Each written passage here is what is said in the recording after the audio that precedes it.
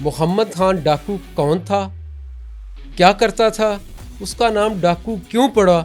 Robin hood philosophy का discuss करता है। वो कहता है सरकारी खजाने लूटता था, आम आदमियों की मदद करता था। नहीं तो कहीं अपने इंटरव्यू में ये माना ही नहीं कि मैं डाकू था। मोहम्मद खान के नाम से कितना बड़ा नाम था, यहाँ से डाकू का इमेज बेल्ट हुआ, जो लेटर ऑन बाद में इस खित्ते की फिल्म इंडस्ट्री पे उसी तरह के विलन कैरेक्टर बाद में देखे गए। पता नहीं कितने अजला में इसने अपना राज कायम किया हुआ था। ये भी ये कहा जाता था इसके बारे में, इसकी अदालतें अपनी थी, ये फैसले अपने कराता था, पंचायती फैसले अपनी अदालतें लगा के अपने फैसले कराता था, और 11 अजला में इसकी हुक्मरानी थी। बाबा जी ये भी बताया जाता है कि ये जब जिस गांव में चाहता था छुप जाता था, लोग इसको पनाह देते थे और इसकी मुखबरी भी नहीं किया करते थे। बहुत सारी बच्चियों की शादियां कराई उसने, बेशुमार लोगों के किचन चले, उसकी वजह चले, गरीबों का मसीहा था।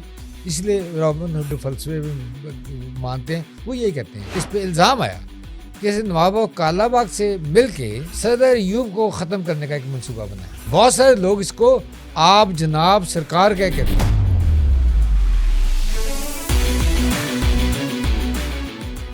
जी नाजरीन, पब्लिक डिजिटल के लिए हमने क्राइम सीरीज का एक सिलसिला शुरू किया था।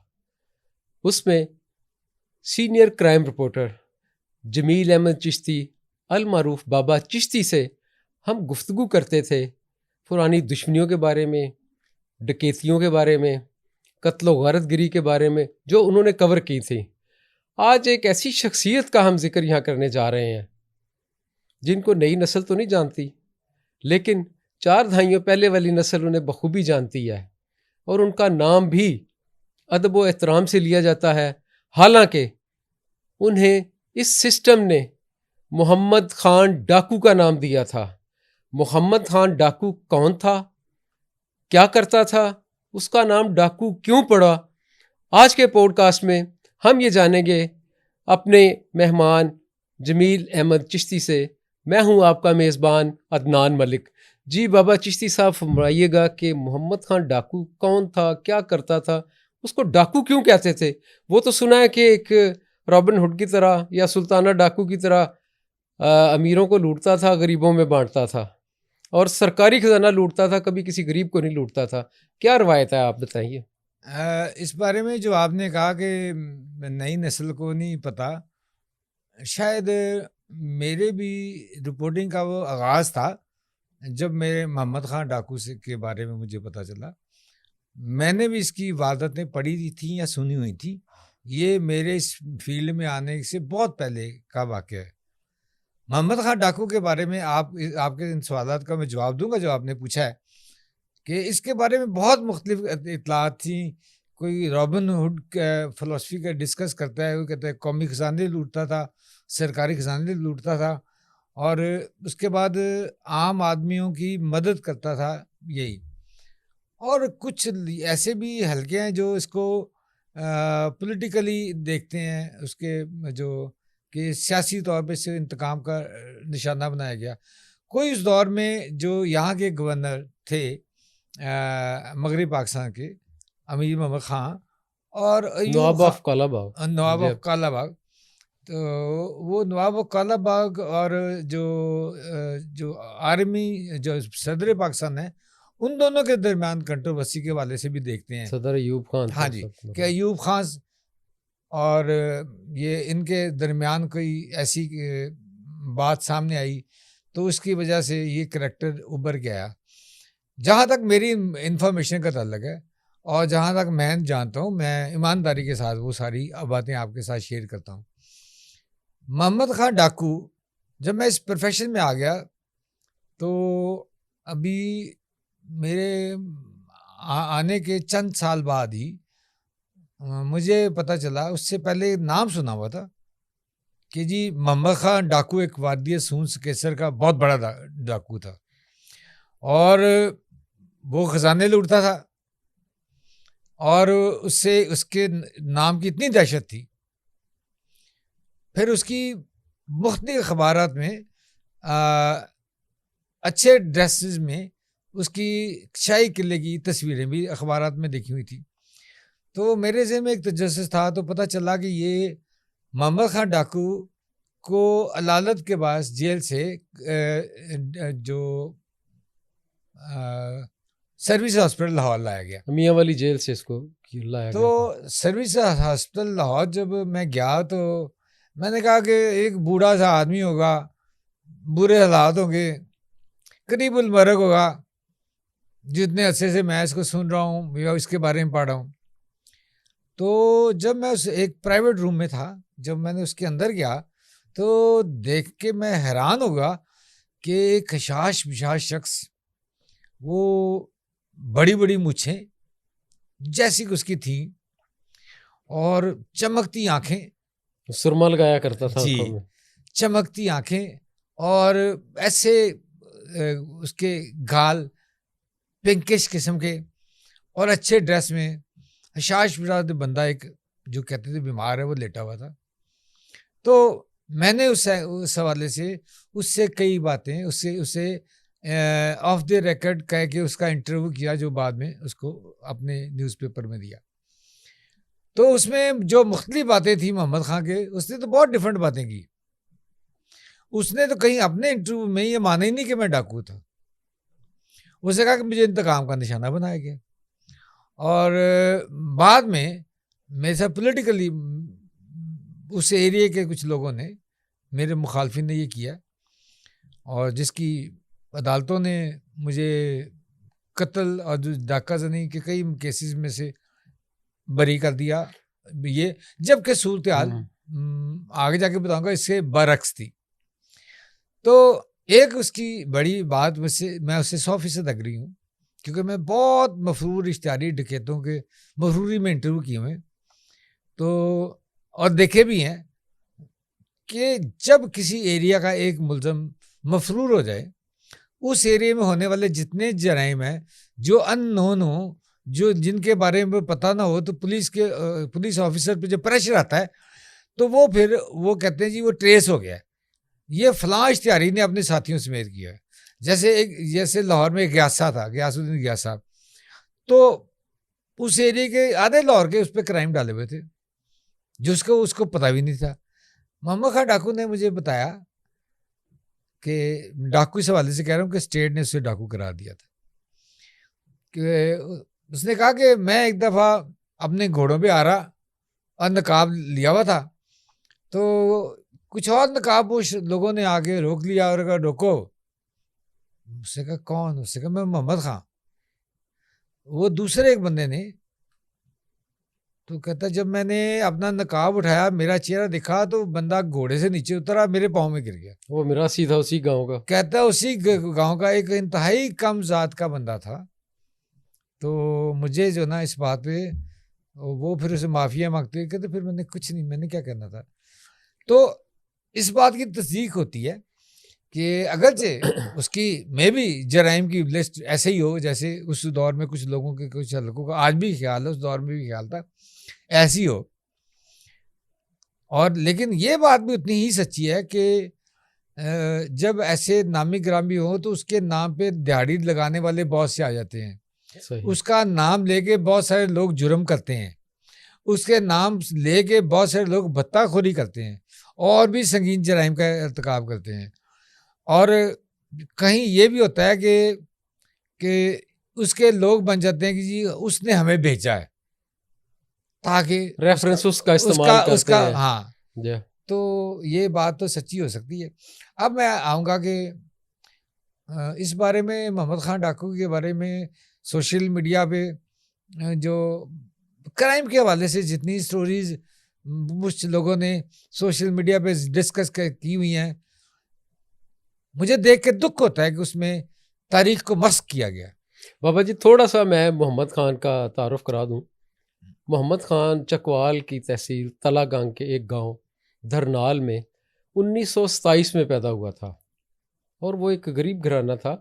और उस इलाके के लोग जो हैं, उस खित्ते के, जिसे हम पोठोहार के नाम से भी याद करते हैं, वहाँ के मुतअद्दिद हर घर में तकरीबन कोई 80-90% लोग जो हैं वो पाकिस्तान आर्मी में, रेंजर्स में, एयरफोर्स में, उनसे यानी कि यूनिफॉर्म फोर्स, बेल्ट फोर्स से ताल्लुक़ रखते हैं। और वहाँ किसी बंदे की अथॉरिटी तभी मानी जाती है वो जितना बड़ा ओहदे पे होता है। और ये सारा इलाका, और उसका जिस तरह आपने बताया कि वो एक पिंकिश सा था, बड़ा खूबसूरत नौजवान था, और वो फ़ौज में भी भर्ती रहा, और फ़ौज की ट्रेनिंग ने उसे इस काबिल बनाया कि वो निशाने का बड़ा पक्का था। जो भी निशाना लेता था वो अपने टारगेट को हिट करता था। जी बाबा जी, अब बताइएगा आप। अब आप उसके बैकग्राउंड की तरफ आपने फ्लैशबैक मारा है, तो मैं भी उसकी तरफ आऊँगा फिर कि 1927 में एक देहात में इस छोटे से कस्बे में इसकी पैदाइश होती है, धरनाल नाम धरनाल था, में। और जिसकी वजह से इसको मोहम्मद खान मोहम्मद खान धरनालिया भी कहते थे। दरनालिया भी कहते थे। हाँ, इसका नाम पुरानी फाइलों में मोहम्मद खान दरनालिया ही है। धरनालिया ही है जी। तो वहाँ ये इसके बारे में कहा गया कि इसकी पढ़ाई में ज़्यादा तवज्जो नहीं थी, मिडल शिडल ही पास किया मिडल था पास ही किया था इसने तो, इधर। फौज में लेकिन उस भर्ती। दौर में क्योंकि आम भर्तियाँ फौज में होती थी, जी जैसे कि आपने जिक्र किया कि इस एरिया में ज़्यादा वो आर्म फोर्सेस में लोग जाते हैं, जी, जवान हो या ऑफिसर हो, कुछ भी बड़ा हो। रुझान है जी। हाँ, तो ये मोहम्मद खान डाकू जो जिसको डाकू करार दिया गया, ये बाद में बना, ये इसने भी पहला काम यही किया कि मिडिल पास होने के बावजूद ये हवालदार भर्ती हो गया। एक इतला ये है कि 1946 में गालबन ये फौज में गया, तो पाकिस्तान क़याम पाकिस्तान से पहले। जी उस बारे में ये कहा जाता है कि ये फौज में गया, तो फिर जब पाकिस्तान बन गया तो इसने कहा कि वो तो मैंने अंग्रेज के खिलाफ फौज में गया था, तो ये तो अब फौज ही नहीं वो वाली, अब मुझे नहीं, तो फिर ये आ गया। 3-4 दोस्त थे, ये चारों दोस्त फिर ये आ फौज गया, से भाग आए थे। ये आ गया। जी उसके बाद चंद कुछ अर्से बाद ये दोबारा गया। हाँ, फिर रजाकार के तौर पे भर्ती हुआ हाँ, था। फिर गया। तो उसके बाद ये इसने कुछ साल वहाँ रहा, और ये एक आम शरीफ शहरी की तरह ज़िंदगी बसर कर रहा था, और इलाके का मिजाज ज़ाहिर है करैक्टर पे असर करता है, माहौल और जो भी सूरत हाल है। तो फिर इसका जो एक एरिया का एक बंदा है, मौला बख्श उसका मौला नाम बख्श था, उसका, जो इलाके में अपनी उससे चौधराहट कायम किए हाँ हुआ था। उससे इसका इख्तलाफ होता है। जी, एक पंचायत में तो इसको और इसके वालिद को इसकी बड़ा इसकी बेइज्जत ना किया गया वो था। इसका कज़न वो मर्डर कर देता है। जी उसके बाद एक पंचायत में वालिद की तजलील, ये इससे मुश्तिल होके फिर ये भी अटैक करके एक बंदा मर्डर और बाकी जख्मी करके, तो फिर ये मफरूर हो जाता है। जी अच्छा, मफरूर वहाँ किस एरिया में, वहाँ वही वादिय सूंस के सर का वही पहाड़ी इलाका था, जी जहाँ जाके रिपोश हो गया। कहा जाता है कि ये अपने भाई हाशिम खां, जो कि गुर्दों के हाल से जी मुब्तला था, और ये उसके बारे में बहुत अपसेट रहता था, उसके साथ ही गया, और ये अपनी हिकमत और वहाँ यहाँ से मेडिसिन मंगा के, क्योंकि जिस एरिया में वो था, जिस हाल में ये था, तो वहाँ डॉक्टर का कोई सहूलत हाँ, तो इसको बिल्कुल सही है। मैसर नहीं थी। हकीमों मैं भी की बाद में दवाइयाँ लेके। मैसर हो, डॉक्टर भी उठा के ले जाते हूँ, जी मुझे क्या पता। तो लेकिन अब तक जो है कि वो जब तक रहा वहाँ उसका ट्रीटमेंट करता रहा, और वो कामयाब भी हो गया था ट्रीटमेंट उसके हाँ। भाई हाशिम का। तो उसके बाद जो ना फिर रफ्ता रफ्ता इसके बारे में, इसके जराइम के हवाले से ज़्यादा इत्तला आनी शुरू हो गई, कि बाद में ये कहा गया कि जितना अच्छा ये रहा, किसी ने कहा जिसने अपने मफरूरी के दिनों में 1000 के करीब लोगों का मर्डर किया, और डाका जनी और दूसरी वारदातें तो बेशुमार थी। सही। तो लेकिन जब ये गिरफ्तार हुआ, तो उसके बाद जो चलान हुआ, उसमें तो इसको फिर 4 मरतबा सजाए मौत जी और उम्र कैद की सजा दी गई, जो बाद में उम्र बताऊंगा कैद कि में वो कन्वर्ट हो गई उनको थी। बाद में क्या जी हुआ। तो जब ये मफरूर था, उस दौर में ही ये बातें सामने आ रही थी कि मोहम्मद खां डाकू फलां एरिया में देखा गया, साथियों समेत, रवायत बन गई थी। हाँ, और वो उसने फलां जगह ट्रेन रोक के मुसाफिरों को लूट लिया, और वो ट्रेनें लूटता था, बहुत बड़े बड़े लोगों को लूटता था। ये उन दिनों बहुत बड़ी आ गई थी। मोहम्मद खां के नाम से इतना बड़ा नाम था कि यहाँ से डाकू का इमेज बिल्ट हुआ, जो लेटर ऑन बाद में हमारी फिल्म इंडस्ट्री और इस खित्ते की फिल्म इंडस्ट्री पे उसी तरह के विलन करेक्टर बाद में देखे गए। कि अगर इंडियन मूवीज देखें तो वहाँ भी ऐसे करेक्टर जो पहाड़ों में रुपोश हो जाते हैं और वहाँ पनाह लेते हैं और फिर क्या क्या वारदात नहीं करते, एक तरह से हुकूमत करते हैं। मोहम्मद खां के बारे में भी था कि पता नहीं कितने अजला में इसने अपना राज कायम किया हुआ था। ये भी ये कहा जाता था इसके बारे में, इसकी अदालतें अपनी थी, ये फैसले अपने कराता था, पंचायती फैसले अपनी अदालतें लगा के अपने फैसले कराता था और 11 अजला में इसकी हुक्मरानी थी। अगर इसके बारे में मेरे पास तो कोई ठोस एविडेंस नहीं है, लेकिन मुझे ये इसके बारे में ऐसी इतलात थी। अब ये कि जब ये मफरूर हुआ तो एक ये है कि एक पुलिस इंस्पेक्टर था, उसके साथ ख़ास रिलेशन में था, वो किसी खातून या बीवी के मर्डर में जेल में था। तो एक दौर में जब हुकूमत ने चाहा कि इसको गिरफ्तार किया जाए तो क्योंकि उनके लिए चैलेंज बन गया था, तो जेल में उससे रब्ता किया गया। उसने कहा गया कि तुझे हम इनाम भी देंगे, तुझे में भी हम बरी भी करा दें, तो तुम मोहम्मद खां को गिरफ्तार करवा दो। इसके बारे में बाबा जी ये भी बताया जाता कि ये जब जिस गांव में चाहता था छुप जाता था, लोग इसको पनाह देते थे और इसकी मुखबरी भी नहीं किया करते थे। लेकिन वो जेल इंस्पेक्टर जो बंदा पुलिस इंस्पेक्टर था, उसने फिर इसके साथ दगाबाजी की। नहीं, उसने दगाबाजी नहीं की जी, मैं ये एक रवायत थी, मैं क्लियर कर दूं। उसने दगाबाजी, जैसे आपने कहा ना कि हर बंदा इसका हमदर्द था। हाँ। तो जाहिर है जब वो बड़े अमीरों को लूटता हो या खजाने लूटता हो, तो इस बारे में ये कि बहुत सारी बच्चियों की शादियां कराई उसने, बेशुमार लोगों के किचन चले, उसकी वजह चले, और हर के काम आता था और गरीबों का मसीहा था। इसलिए रॉबिन हुड ये जो फलसफे में मानते हैं वो यही कहते हैं। तो उसने जब पुलिस वाले ने कहा कि अगर मैं गिरफ्तार करा दूं तो क्या होगा, उसका क्या होगा, उसने कहा जी कि मुझे क्या आप प्रॉमिस करते हैं। कहता है कि आप मुझे बताएं कि मोहम्मद खान डाकू खुद क्यों पेश नहीं हो रहा, उसका क्या कंसर्न है कि पुलिस के हवाले आपने आपको नहीं कर रहा।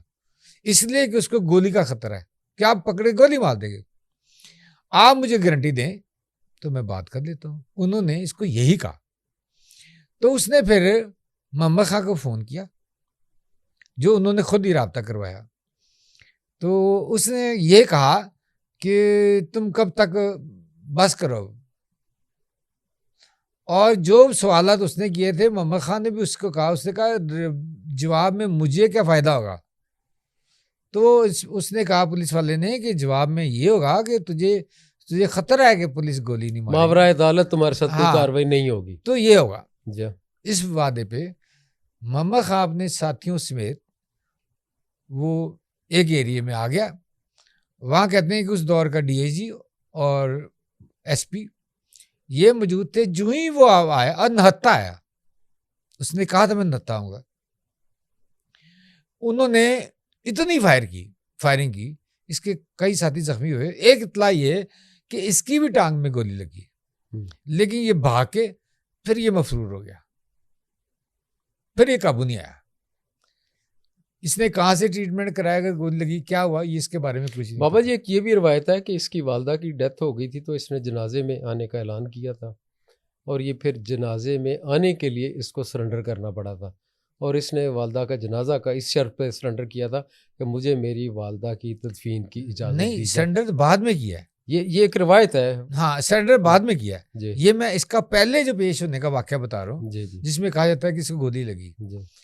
तो बाद में जब ये मुखालफिन हो गया, अब मैं आता हूँ कि जो इतलात हैं कि नवाब ऑफ कालाबाग, उसके साथ इसके बहुत मरासम थे, ये कहा जाता है, लोग कहते हैं। ये उस वक्त भी अफवाहें चली। फिर ये कहा गया कि इसने सदर यूब तक रसाई हासिल कर ली। फिर ये कहा गया कि इसने इस पे इल्ज़ाम आया कि इसने नवाब कालाबाग से मिलके सदर यूब को ख़त्म करने का एक मंसूबा बनाया, जिसमें जो सदर जो है वो मुतहर्रिक हुए और उन्होंने कहा कि इसको जिंदा या मुर्दा गिरफ्तार किया जाए, और ये उन्होंने अपने सारे सोर्सेज लड़ा के इसको गिरफ्तार कराया।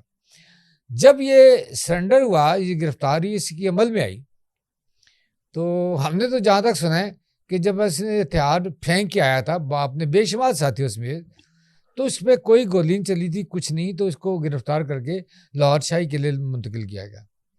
लेकिन कुछ लोगों का ये कहना है, ये दावा है, मैं इसको दावा ही कहूँगा, कि उसमें 6 महीने तक शाही किले में इस पर टॉर्चर होता रहा, और ये कहते रहे कि जी आप इस बात का तस्लीम करो कि नवाब ऑफ कालाबाग प्रेसिडेंट पाकिस्तान को हटाने बगावत के इल्जाम में, जी हाँ। तो लेकिन ये इसने कहा कि ऐसी कोई बात नहीं है। तो इसने कहा कि जो भी मुझे मार दो, मैं ये बात नहीं करूँगा। सुना इसका जो है नवाब कालाबाग के साथ इतना ताल्लुक था कि ये बिला रोक टोक जब चाहता था गवर्नर हाउस में आ जाया करता था, उनकी रैशगाह तक किसकी रसाई थी, और ये चला जाता था। जी हाँ, इसका उसके बाद एक तो एरिया वो था इनका, जी हाँ। तो दूसरा जाहिर है वो ऐसे लोग तो इन्फॉर्मेशन का ज़रिया भी बहुत बड़ा होते हैं जी। और फिर जो इलाके के इतने लोगों के जिसके साथ पॉलिटिकल लोग बहुत सारे जो कामयाब लोगों को पार्टियां क्यों पीछे भागती हैं, कितने इनके पीछे लोग हैं, इनके हमें सीटें जीतेंगे। तो इसके मोहम्मद खां के बारे में भी ऐसी ही था इतला। अब देखें, जब वो बरी हुआ, जब ये रहा हो गया अपने एरिया में गया, तो उसी का खानदान उस एरिया में बाद में इलेक्शन जीता रहा। जी। तो इतना उसका असर रसूख था, उसका बड़ा वार्म वेलकम किया गया था। हाँ और अपने इलाके में इसका इतना असर रसूख कायम हो गया था कि जिसको चाहता था वो इलेक्शन पे खड़ा होता था जी, और जिसको मना करता था वो इलेक्शन नहीं लड़ सकता था। ये भी एक सुनने अच्छा, में मैं तो बाद में जो मैंने डाकू देखे, तो मैंने शायद आपके भी एक पॉडकास्ट में ये बात की है कि मेरे ज़हन में, इब्तदाई ज़हन में तो डाकू के बारे में तस्वर ही मोहम्मद खां के बारे में था, जो टॉल, खूबसूरत, अच्छे कदकार, अब मजबूत जिस्म का एक वो बंदा। बाद में जो जिनको डाकू बनाया गया वो तो कुछ 4 फुट 5 फुट 6 फुट के बंदे, और ना उनकी बॉडी ना कुछ, एक धक्का दो तो वैसे मर जाए। लेकिन वो उनके पास वेपन थे, ऑटोमेटिक ऐसे वेपन, और ग्रेनेड फेंक के उन्होंने बदमाशी इस तरह की। लेकिन पहले जोर की बदमाशी होती थी, ताकत की बीमारी होती थी, और बदमाश का एक इमेज होता था, और डाकू के बारे में ही था। तो मेरे बारे में मोहम्मद खां के बारे को देख के ये डाकू का एक खाका तैयार हुआ था कि डाकू ऐसे होते हैं। लेकिन बाद में जब 3-4 फुट के डाकू देखे तो दिल खट्टा हो गया कि डाकू वैसे हो आने शुरू हो गए। अच्छा, आप गवर्नर अमीर मोहम्मद खां के बारे में कह रहे हैं, तो उन्होंने तो बेशुमार और भी काम किए हैं। ये वही गवर्नर है जिन्होंने गुंडा एक्ट पास किया, और फिर लाहौर में 150-250 की लिस्ट जारी की, और लाहौर की सड़कों पे जो एरिया के बदमाश, उनकी लाशें गिरा के फेंक दी गई, घरों में घुस के मारा था, घरों में घुस के नहीं, सड़कों में निकाल के मारा, गुंडा एक्ट के तहत। हाँ, ताकि अवाम में इनका एक खौफ खत्म हो। हाँ। तो ऐसे जो है, अगर उन्होंने मोहम्मद खां डाकू के साथ रिलेशन था उस बंदे का, तो उसके कितना बड़ा इंटरेस्ट होगा, क्योंकि ऐसे लोग तो अपना दामन भी बहुत साफ रखते हैं जी। तो अगर उनके साथ रिलेशन था, तो फिर मैं इस बात पे आऊँगा कि मोहम्मद खां डाकू को, पहली बात है कि हम डाकू कहें या न कहें, देखिए कितना सोचना पड़ा हमें। बहुत सारे लोग इसको आप जनाब सरकार क्या कहते हैं जी। कोई बदनामे जमाना डाकू नहीं कहता, इज्जत के साथ देखा जाता है। नहीं, उसको लाला कहा जाता था उर्फे आम में, कि फिर ये लाला हो गया जी, तो खान लाला और इस तरह के अलकाबात इसको बारे में दिए जाते थे। और आपने जब इसका सर्विसेज हॉस्पिटल में इसका इंटरव्यू किया था, जब ये बीमार होके आया था और गालबन मियाँ वाली जेल में था, उस वक्त ये कैद में था और सर्विसेज हॉस्पिटल बीमारी के सिलसिले में लाया गया, उस वक्त भी इसको एक प्राइवेट कमरे में रखा गया था। आपकी इसके साथ क्या गुफ्तगू हुई थी? मैंने पहले बताया कि मुझे तो ऐसे था कि मैंने कहा एक डाकू होगा, इतने अरसे से पहले गिरफ्तार हुआ, जिसकी बचपन से देखता आ रहा हूँ, अखबारों में तस्वीरें देखता आ रहा हूँ और उसके बारे में सुनता आ रहा हूँ तो अब तो बूढ़ा हो चुका होगा, चुचड़ा मुचड़ा सा बंदा को पड़ा होगा बेमाल सा। तो पहले तो मुझे हैरत ये हुई कि जब पता चला कि वो प्राइवेट रूम में, बी ब्लॉक के प्राइवेट रूम में वो ज़ेर इलाज था।